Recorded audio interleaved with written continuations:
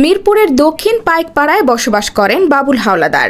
2022 সালের 26 জানুয়ারি পাইকপাড়ার রাস্তায় এক বৃদ্ধাকে পড়ে থাকতে দেখলে তাকে উদ্ধার করে মিল্টন সমাদ্দারের আশ্রমে নেওয়া হলে ভর্তি দেয়া হয় ডকুমেন্টসও। ভর্তির 2 মাস পর বাবুল হাওলাদার বৃদ্ধাকে দেখতে আশ্রমে গেলে কাউকে ভর্তি করানো হয়নি বলে জানান তারা। শিকার হতে হয় মারধর সহ নানা হয়রানিরও। একটা মহিলাকে কে বা কাহারা ফালাই হয়ে যায়। আমার ছেলে ওইখান থেকে হাইটে যাওয়ার সময় মহিলাকে দেখে, ও আবার দানশীল, ও মনে করেন কিছু খাবার কিনা দিয়েছে, কেন একদম শুয়েই রয়েছে, হইতেও পারে না।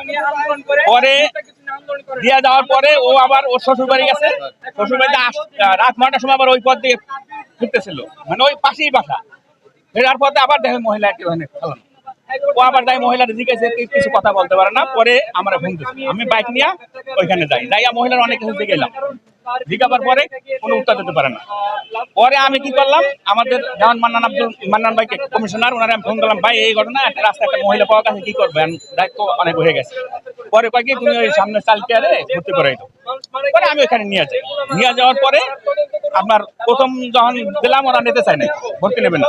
পরে ভর্তি নিয়ে আমাকে একটা রিসিপ্ট দিয়ে দিল, আমি চলে আসি। চলে যাওয়ার পরে মনে করেন মাস 1.5 থেকে 2 মাস পরে আমার ফ্যামিলিতে আবার কয় যে তুমি যে একটা মহিলার ভর্তি করালা, অসহায় মহিলাকে দেখো কিভাবে আছে, খোঁজ খবর তো নেই। আমি গেলাম, যাওয়ার পরে ওদের অফিসে ঢুকলাম, গেট দেওয়া ঢোকার পরে আমি এই স্লিপটা বাইর করে দিলাম, রিসিপ্টটা বাইর করে দিলাম, ভাই আমি একটা রোগী ভর্তি করাইছিলাম, রিভিউটা কেমন আছে বাকি। আর একটা লোকে আমার স্লিপটা পাক্কা মারছে, আমি জানি না, ঠিক আছে। পাকা মারার পরে কয় কি আমার অযত্ন ভাষায় গালাগালি দিল, হ্যাঁ ডেলি আর মানে রোগী ভর্তি করে আবার ডিস্টার্ব করে, হ্যান ত্যান, আমার গেট দিয়ে বাইর করে দিল। শনিবার মিরপুরের দক্ষিণ পাইকপাড়ায় মিল্টন সমাদ্দারের প্রতিষ্ঠিত চাইল্ড অ্যান্ড ওল্ড এজ কেয়ারের সামনে তার বিচারের দাবিতে বিক্ষোভ ও মানববন্ধন করে স্থানীয়রা।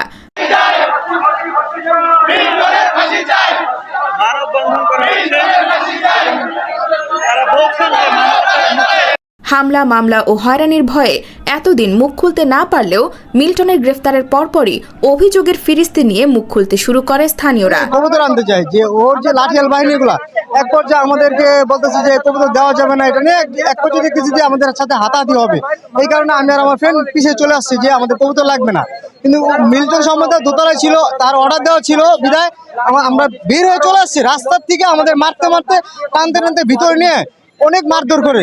ঢুকতে পারতাম না, কেউ ঢুকতে পারে না, তো ঢুকতে দেয় না, কেউ অত ঢুকতে দেয় না। এখন আপনারা ঢুকতে পারবেন না।